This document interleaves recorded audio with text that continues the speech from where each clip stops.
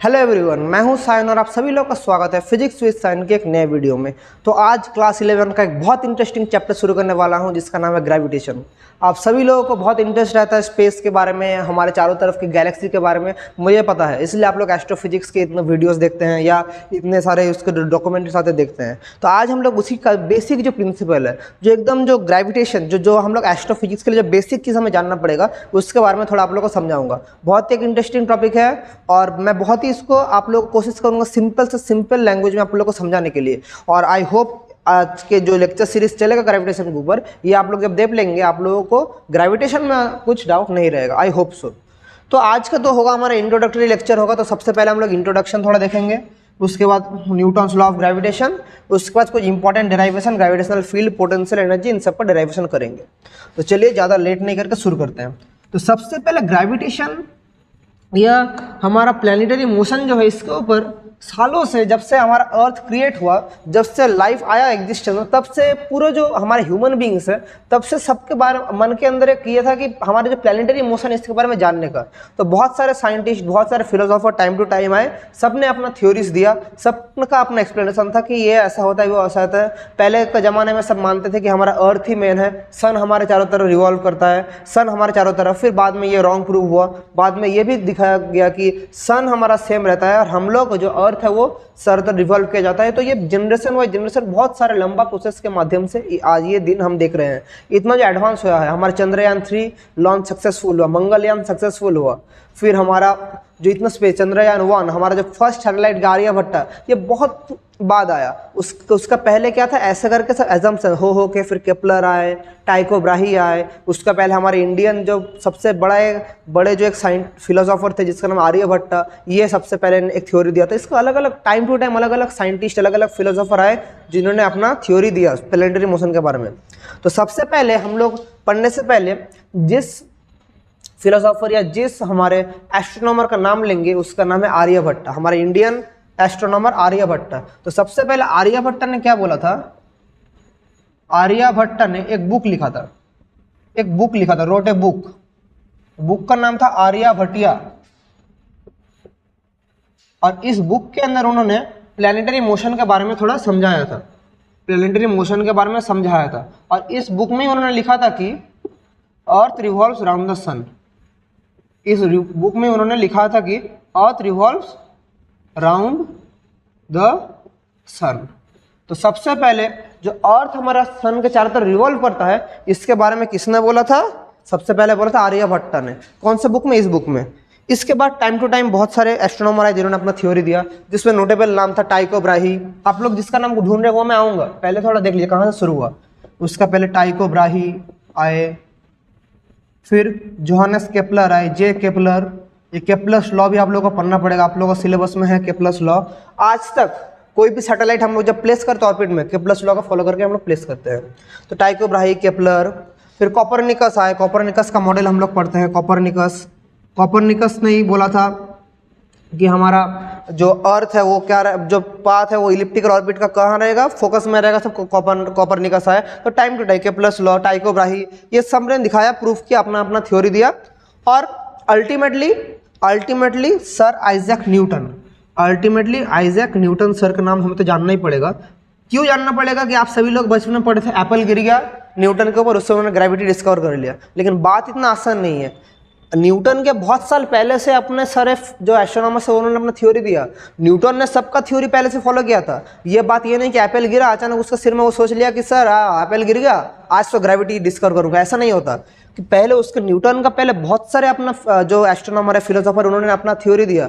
Ultimately उन सब theory का हेल्प से, और एप्पल क्या किया, एज ए कैटलिस्ट का हेल्प किया। मतलब कैटलिस्ट हम लोग केमिकल रिएक्शन में क्या यूज़ करते हैं, कोई भी रिएक्शन को स्पीड अप करने के लिए हम लोग कैटलिस्ट देते हैं। तो उसी तरह जब न्यूटन के ऊपर वो एप्पल गिरा तब उसका दिमाग में थोड़ा स्पीड बढ़ गया। मतलब उन्होंने सोचा कि गिरा, तो अचानक उनको दिमाग में चुल चक गया कि आज करना ही पड़ेगा कुछ, ऐसा हुआ। लेकिन ये नहीं है कि एप्पल गिरा बोल के उन्होंने ग्रेविटी डिस्कवर किया, ऐसा नहीं हुआ। और ये बात, और क्यों हुआ बोले तो एप्पल क्यों गिरा, कि न्यूटन उधर क्यों बैठा था। न्यूटन हमारे टाइम में जो ऐसा एक पैंडेमिक आया था, उसका नाम था क्या, कोरोना। न्यूटन का टाइम में भी एक पैंडेमिक आया था जिसका नाम था प्लेग। तो प्लेग जो पैंडेमिक था, तभी क्या था, सबको क्वारंटीन में रहना पड़ता था प्लेग का समय। तो न्यूटन 2-3 साल अपना घर में पूरा बंदी था, तो घर में अपना गार्डन में न्यूटन घूमते थे।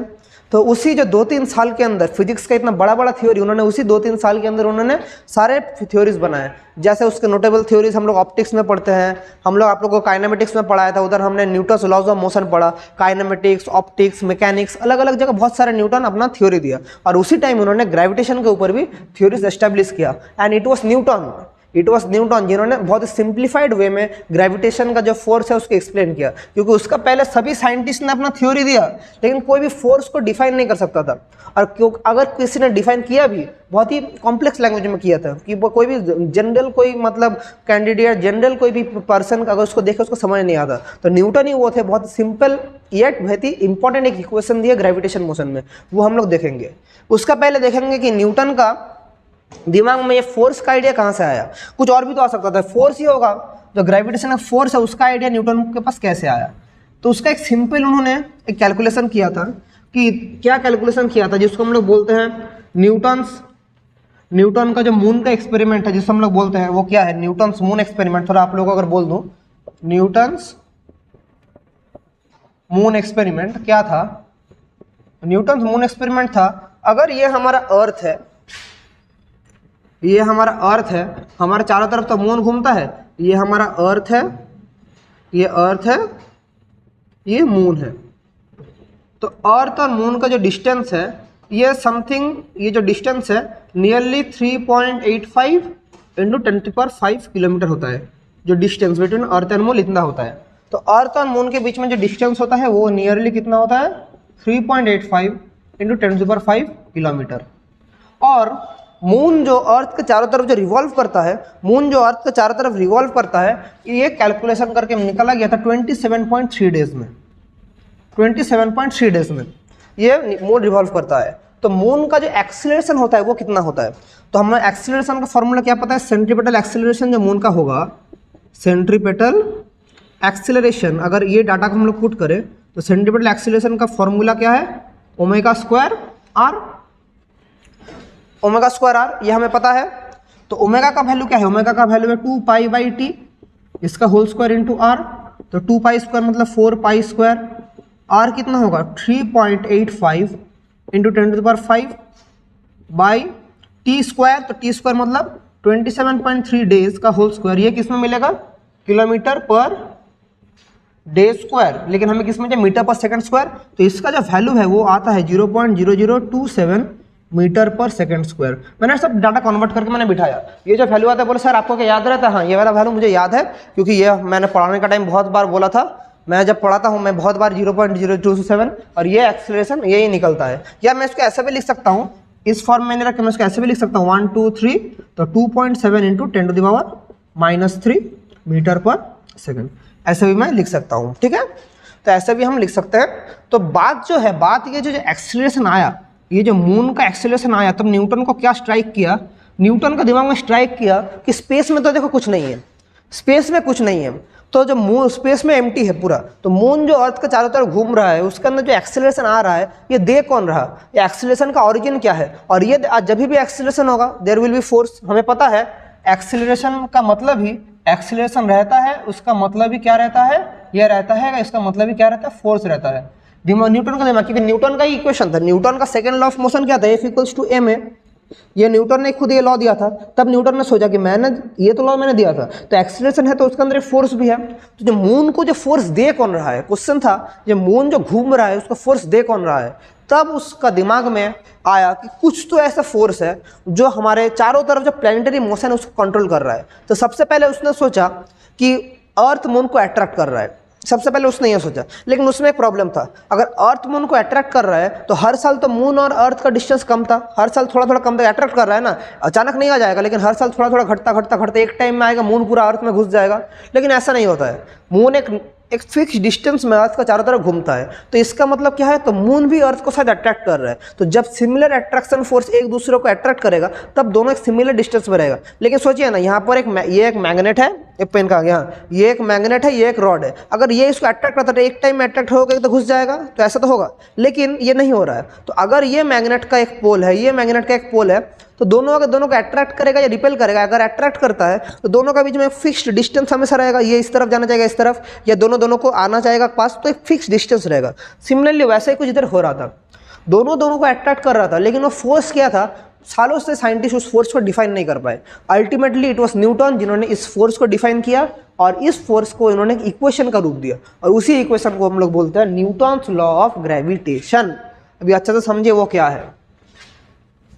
उसी फोर्स को हम लोग बोलते हैं न्यूटन्स लॉ ऑफ ग्रेविटेशन। अभी देख लेते हैं फोर्स है क्या।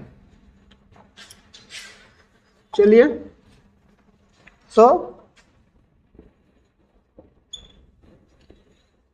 Newton's law of gravitation. तो न्यूटन्स लॉ ऑफ ग्रेविटेशन जो, मैं पहले स्टेटमेंट लिख देता हूं फिर आपको समझाऊंगा। पहले स्टेटमेंट में लिख लेता हूं। Every two objects in the universe attracts each other.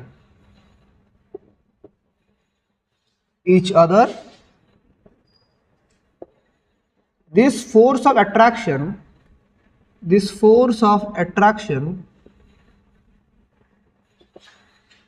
between the two bodies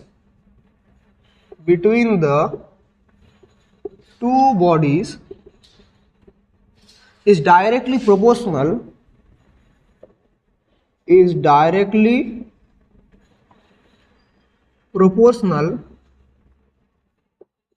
to the, क्या बोलिए था, the product of their masses, to the product of their masses,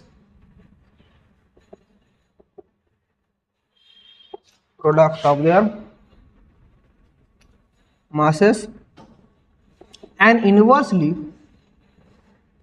proportional to the square of the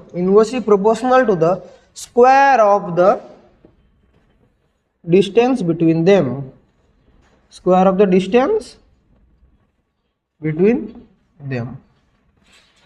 Every two objects in the universe attracts each other. This force of attraction between two bodies is directly proportional to the product of their masses and inversely proportional to the square of the distance between them. अभी है क्या देखिए, दो object है, यहाँ पर एक object, यहाँ पर एक ऑब्जेक्ट, इसका मास है m1, इसका मास है m2। दोनों के सेंटर टू सेंटर का डिस्टेंस अगर मैं बोलूँ क्या है, r। सेंटर टू सेंटर का डिस्टेंस समझिए, डिस्टेंस हमेशा कहाँ से कहाँ होगा, दोनों ऑब्जेक्ट का सेंटर टू सेंटर। तो तब न्यूटन्स लॉ ऑफ ग्रेविटेशन क्या कहता है, कोई भी दो ऑब्जेक्ट अपने आप को अट्रैक्ट करता है, ये भी इसको अट्रैक्ट करेगा, ये भी इसको अट्रैक्ट करेगा, तो कोई भी दो ऑब्जेक्ट अपने आप को अट्रैक्ट करेगा, ठीक है। और ये जो फोर्स ऑफ अट्रैक्शन है, अगर मैं उसको F से बोलूं तो according to Newton's law of gravitation, ये force of attraction is directly proportional to the product of the masses m1 m2 and inversely proportional to the square of the distance between them. तो दोनों square of the distance मतलब square distance from the centre. मैं फिर भी लिख देता हूं, r क्या है, distance from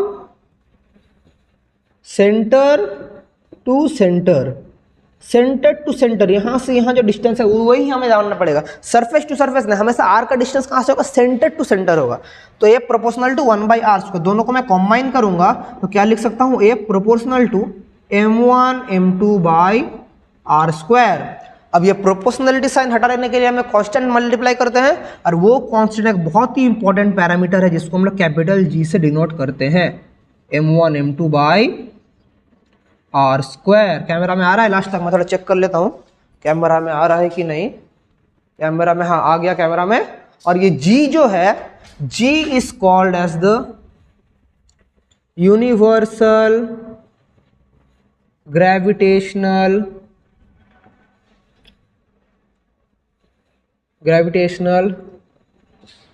constant. G is called the universal gravitational constant. अभी G का बारे में हम लोग स्टडी करेंगे, G क्या है, इसका वैल्यूज क्या है, वो आप सब देखेंगे। पहले इसको आप जल्दी से लिख लीजिए, this is the mathematical form of Newton's law of gravitation. अगर आपको एग्जाम में लिखना है right the Newton's law of gravitation, तब आप लोग को यहां से यहां तक लिख के आना पड़ेगा, स्टेटमेंट लिखना पड़ेगा, फिर उसका इक्वेशन भी आपको एस्टैब्लिश करके आना पड़ेगा। This is the Newton's law of gravitation, F equals to G m1 m2 by R square. ठीक है, वेरी गुड। अभी हम लोग थोड़ा G के बारे में देखते हैं, हमें क्या मिला, F equals to G m1 m2 by R square. तो G क्या आएगा यहां से, F into R square by m1 m2, ये आएगा F into R square by m1 m2। तो यहां से G का जो यूनिट है, वो यूनिट क्या होगा देखिए तो यहां से यूनिट ऑफ G अगर मैं बोलूं, यूनिट ऑफ G क्या होगा, तो F का यूनिट क्या है, फोर्स का यूनिट है न्यूटन, आर स्क्वायर का यूनिट क्या है, आर तो लेंथ है तो मीटर स्क्वायर, और m1 m2 क्या है मास, तो क्या होगा kg -2। ये किस में है, SI में, और अगर CGS में होता क्या होता, डाइन सेंटीमीटर स्क्वायर ग्राम -2, ये है CGS में। और डायमेंशन ऑफ G क्या होगा बोलिए तो, F का डायमेंशन क्या है, F का डायमेंशन क्या है, F का डायमेंशन है MLT -2, F का डायमेंशन है, R का डायमेंशन क्या है L स्क्वायर, F तो फोर्स है, ये तो डायमेंशन ये होता है, m1 m2 क्या है m स्क्वायर। तो यहां से मेरा क्या आएगा, m-1 L cube T -2, this is the dimension of G, m-1 L cube T -2, this is the dimension of G। और G का एक वैल्यू है जो वेरी वेरी इंपॉर्टेंट, ये वैल्यू जान के रखिए, ये वैल्यू आपको हमेशा जानना पड़ेगा। G का जो वैल्यू है वो है 6.67 10⁻11 SI यूनिट में, newton metre square kg -2, newton metre square kg -2। This is the value of G, capital G, this is the value of capital G। और मैंने जब आप लोग को अब थोड़ी देर पहले बोला ये कि यूनिवर्सल ग्रेविटेशनल कांस्टेंट, तो यूनिवर्सल ग्रेविटेशनल कांस्टेंट का मतलब यही है कि हर एक जगह, यूनिवर्स का हर एक जगह G का वैल्यू क्या रहेगा, सेम रहेगा, कहीं भी G का वैल्यू चेंज नहीं होगा, इसलिए यूनिवर्सल ग्रेविटेशनल कांस्टेंट, यूनिवर्सलिटी, इसे हम लोग बोलते हैं, एक लाइन था universality of the law of gravitation, मतलब हर एक जगह यूनिवर्स का ग्रेविटेशन क्या रहेगा, कांस्टेंट। ठीक है, ओके, वेरी गुड। अगर आप लोगों का क्वेश्चन में vector form of the law of gravitation, वो क्या होगा, तो वेक्टर फॉर्म होगा, क्या होगा देखिए, मैं उसी डायग्राम से वेक्टर फॉर्म बनाऊंगा, vector form of the law of gravitation. तो दोनों एक दूसरे को अट्रैक्ट कर रहे हैं, दोनों, तो हम लोग नॉर्मल जानते हैं F equals to G m1 m2 by R square. अभी अगर दो मास एक अट्रैक्ट कर रहे थे, अट्रैक्टिव फोर्स, और इसका वेक्टर फॉर्म क्या होगा बोलिए तो इसका जो वेक्टर फॉर्म होता है, इसका जो वेक्टर फॉर्म होता है वो होगा F equals vector, F is the vector quantity -G m1 m2 by R square into R cap. R cap क्या सिग्निफाई करता है, यूनिट वेक्टर। अभी आर कैप का मतलब क्या है, R cap is the unit vector, R cap is the unit vector along F।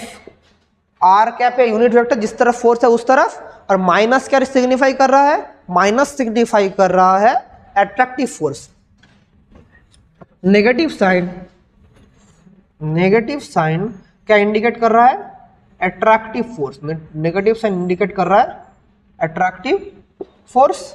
ठीक है, तो -G m1 m2 by R square, या मैं इसको ऐसे भी लिख सकता हूँ, F equals to -G m1 m2 R vector by R cube, क्योंकि हमें पता है R cap equals to R vector by mod of R. तो this is the ultimate solution.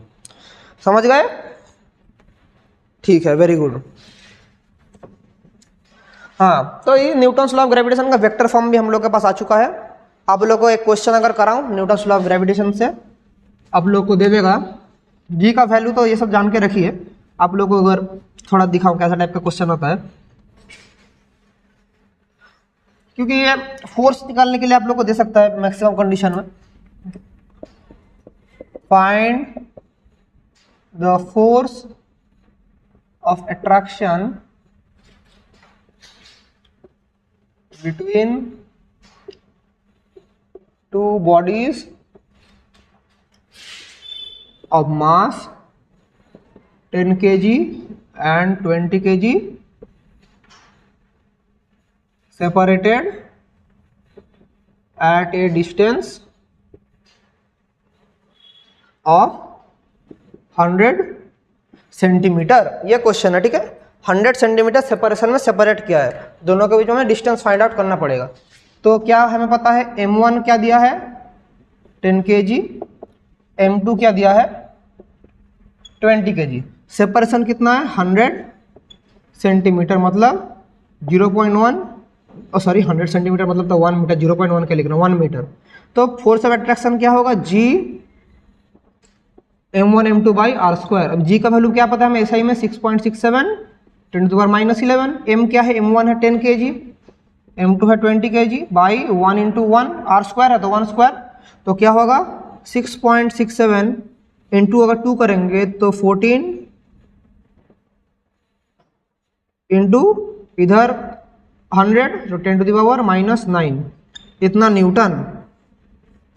इतना न्यूटन फोर्स अप्लाई करना पड़ेगा।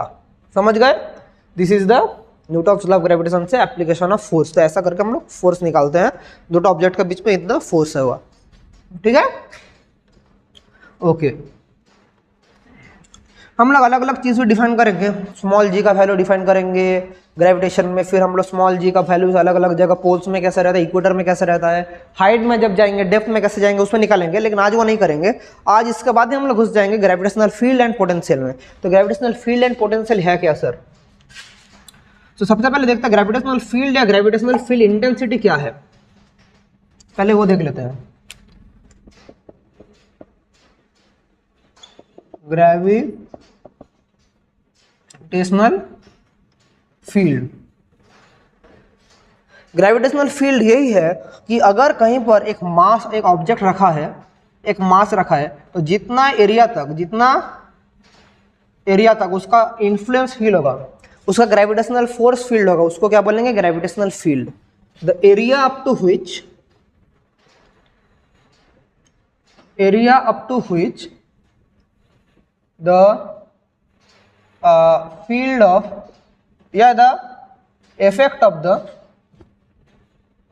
the effect of the gravitational field of an object can be felt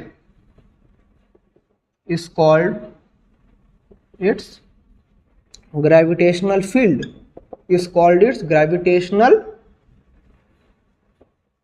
field। समझ गए, जितना दूर तक influence feel किया जाता है। और क्या, और जो इंटेंसिटी इसका वो कितना है, तो ग्रेविटेशनल फील्ड इंटेंसिटी का जो फॉर्मूला है एंड ग्रेविटेशनल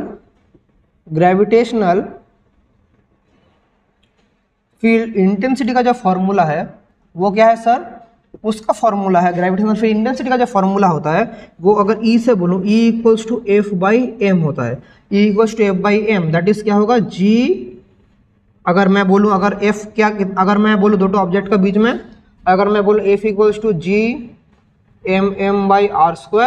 तो ग्रेविटेशनल फील्ड क्या हो जाएगा G(m)/r²। तो ग्रेविटेशनल फील्ड का फॉर्मूला क्या आ गया G(m)/r²। लेकिन फील्ड क्या है, एक वेक्टर क्वांटिटी है। Gravitational field is a vector quantity, तो इसका वेक्टर फॉर्म क्या होगा, इसका जो वेक्टर फॉर्म होगा, E का जो वेक्टर फॉर्म होगा -Gm/r² इंटू r कैप। ये क्या है, vector form. This is the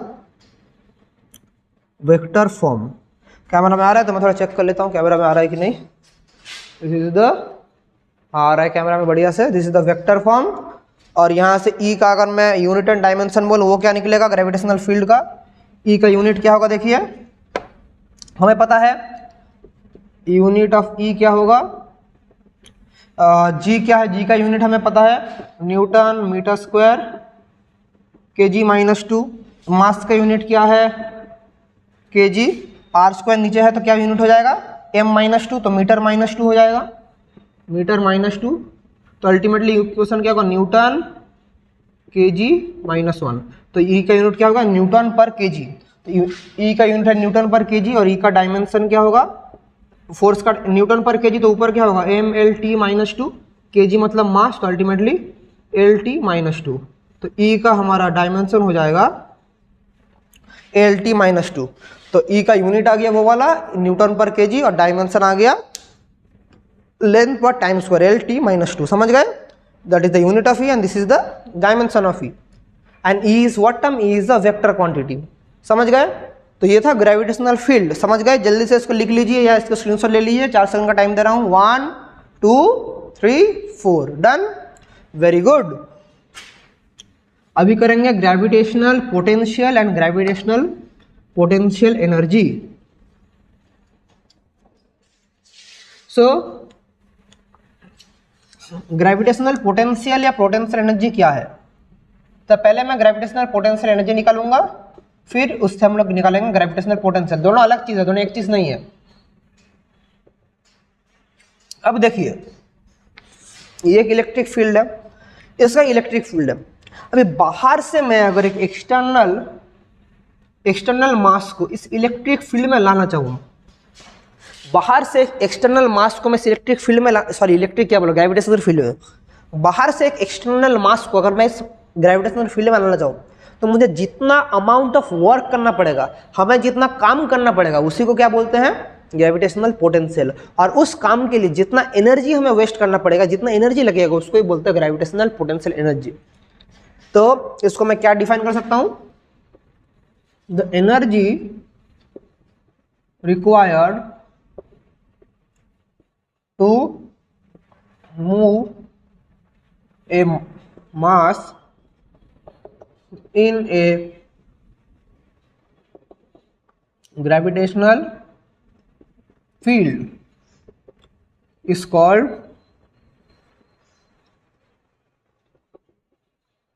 gravitational potential energy। ठीक है, is called gravitational potential energy. अभी मैं इसका एक्सप्रेशन आप लोग को दिखाता हूं कैसे हम लोग निकालेंगे। ठीक है, देख लीजिए।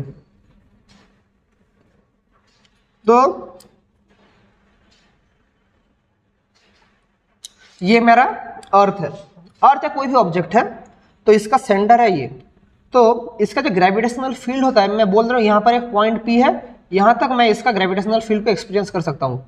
तो सेंटर से इसका डिस्टेंस क्या होगा, सेंटर से इसका डिस्टेंस होगा पॉइंट O, सेंटर से उसका डिस्टेंस है पॉइंट O से P तक डिस्टेंस है, टोटल डिस्टेंस यहाँ से यहाँ तक है, सेंटर से डिस्टेंस है x, radius of the planet को मैं बोल रहा हूँ r, और ये डिस्टेंस है स्मॉल r। तो कैपिटल R क्या है, रेडियस, और वो डिस्टेंस है स्मॉल r। अभी मैं वहाँ से, तो अभी मैं देखिए, तो required to move a mass in gravitational field, तो यहाँ तक मेरा क्या है, इस पॉइंट तक मेरा क्या है बोलिए तो ग्रेविटेशनल फील्ड है, कोई भी प्लेनेट का ग्रेविटेशनल फील्ड है। अभी एक बाहर का पॉइंट से, इन्फिनिटी या किसी भी पॉइंट से मैं इधर अगर चार्ज को लाना चाहूँ, जो डिस्टेंस है dx, ये डिस्टेंस को लाना चाहूँ, तो कितना अमाउंट ऑफ एनर्जी लगेगा, उसी को बोलते हैं ग्रेविटेशनल पोटेंशियल एनर्जी। देखिए मैं फिर से बोल रहा हूँ, अच्छा से देखिए, ये मेरा एक प्लेनेट है, तो इसका इन्फ्लुएंस फील किया जाता है पॉइंट P तक, तो टोटल डिस्टेंस यहाँ से x। बाहर से एक पॉइंट जो कि Q है, वहां से मैं फील्ड में लाना चाहूँ जिसका डिस्टेंस है dx ऊपर, तो कितना अमाउंट ऑफ एनर्जी लगेगा, उसी को क्या बोलते हैं, उसी को बोलते हैं ग्रेविटेशनल पोटेंशियल एनर्जी। तो उसको एक्सप्रेशन हम निकालेंगे। तो सबसे पहले पॉइंट P तक हमारा फोर्स कितना काम कर रहा है, तो पॉइंट P में फोर्स कितना काम कर रहा है, तो फोर्स काम कर रहा है Gm into M by X square. अगर इस प्लेनेट का मास है m और उस जो पार्टिकल को मैं लाऊंगा उसका मास है स्मॉल m, प्लेनेट का मास है m, जो पार्टिकल को लाऊंगा उसका मास है स्मॉल m, तो क्या होगा Gmm बाई एक्स स्क्वायर। ठीक है, और तो वर्क डन कितना करना पड़ेगा, वर्क डन करना पड़ेगा F इंटू डी एक्स, किंतु वर्क डन का फॉर्मूला क्या है, फोर्स इंटू डिस्प्लेसमेंट, तो कितना चलना पड़ेगा dx। तो क्या होगा देखिए Gmm by X square into D x, ये होगा। तो टोटल वर्क डन कितना होगा, total work done is integration of dw, that is Gmm, ये तो कांस्टेंट निकल जाएगा, dx अपॉन एक्स स्क्वायर। कहाँ से कहाँ लाना पड़ेगा, कहाँ से कहाँ, देखिए इन्फिनिटी से कहाँ तक r तक, क्योंकि डिस्टेंस है यहाँ से सेंटर से r, तो कहाँ से कहाँ तक, इन्फिनिटी टू आर, यहाँ तक लाना पड़ेगा, समझ गए, इन्फिनिटी टू आर लाना पड़ेगा। तो अपर लिमिट तो लोअर लिमिट इन्फिनिटी, इन्फिनिटी से आर लाना पड़ेगा, ठीक है। तो कितना अमाउंट ऑफ वर्क करना पड़ेगा देख लीजिए, dx बाई एक्स स्क्वायर, इसका जब हम इंटीग्रेट करेंगे तो क्या निकलता है, dx बाई एक्स स्क्वायर का इंटीग्रेट करेंगे तो क्या निकलेगा, -1/x। अगर भूल गए तो देखिए मैं स्टेप कर ही देता हूँ, G M M X to power minus X D X infinity to are.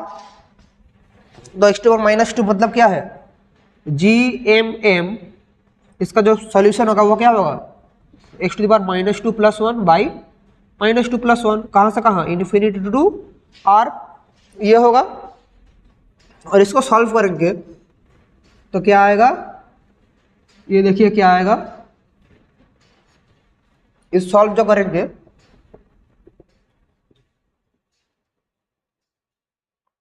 -1/x आएगा infinity to R, infinity to are.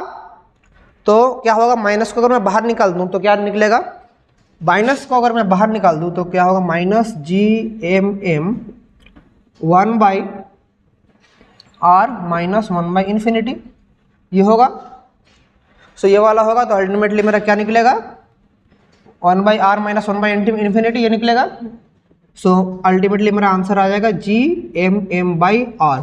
और ये जो वर्क डन है, इसी वर्क डन को क्या बोलते हैं, ग्रेविटेशनल पोटेंशियल एनर्जी। तो हमारा ग्रेविटेशनल पोटेंशियल एनर्जी का फॉर्मूला क्या है, ये जो वर्क डन है यही, तो ग्रेविटेशनल पोटेंशियल एनर्जी जिसको हम यू से रिप्रेजेंट करते हैं, that is equal to this work, that is minus G M M by R. This is the formula of gravitational potential energy. और अगर बोलो ग्रेविटेशनल पोटेंशियल, उसका वैल्यू क्या है, तो ग्रेविटेशनल पोटेंशियल का जो रिलेशन है, ग्रेविटेशनल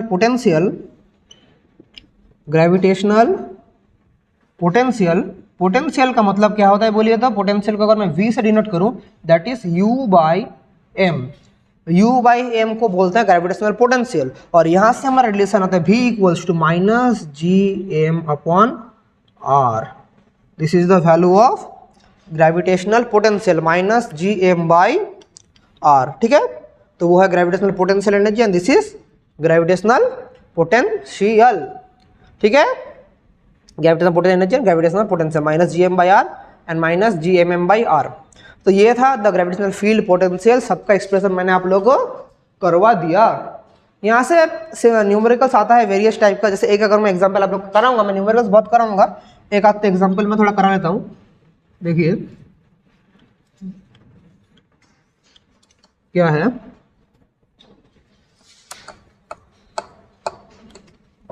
देखिए क्या है, एक क्वेश्चन, देखिए ये वाला एक क्वेश्चन मैं आप लोग को दे रहा हूं। एक स्क्वायर है, स्क्वायर का हर एक साइड क्या है, ए है, स्क्वायर का हर एक साइड का लेंथ है ए। तो चारों कॉर्नर में चारों मास है, एम एम एम मास है, ए बी सी डी चारों पॉइंट्स है, चारों पॉइंट्स है, चारों मास है। तो एकदम सेंटर में कितना फील्ड और पोटेंशियल होगा चारों मास के लिए, हमें ये कैलकुलेट करना पड़ेगा। एकदम जो सेंटर है उधर कितना फील्ड और पोटेंशियल होता, हमें वो कैलकुलेट करना पड़ेगा। देख लेते हैं अभी कैसे करेंगे। तो सबसे पहले देखिए ये ए है, ये भी ए है, तो पूरा हमारा ए सी डिस्टेंस कितना होगा, ए सी का डिस्टेंस हो जाएगा A C root under of A B square plus A D square, that is A square plus A square, that is root two A. ये क्या निकलेगा, ए सी निकल गया। और मुझे तो ये टोटल डिस्टेंस मिल गया, तो ये छोटा डिस्टेंस क्या होगा, तो है मेरा A O equals to B O equals to C O equals to D O equals to क्या होगा, root two A by two, that is A by root two. तो ये डिस्टेंस कितना आ गया, A by root two, A by root two, A by root two, A by root two. इस distance को ही मैं बोल दे रहा हूँ क्या है, आर। तो आर क्या है, ए बाई रूट टू।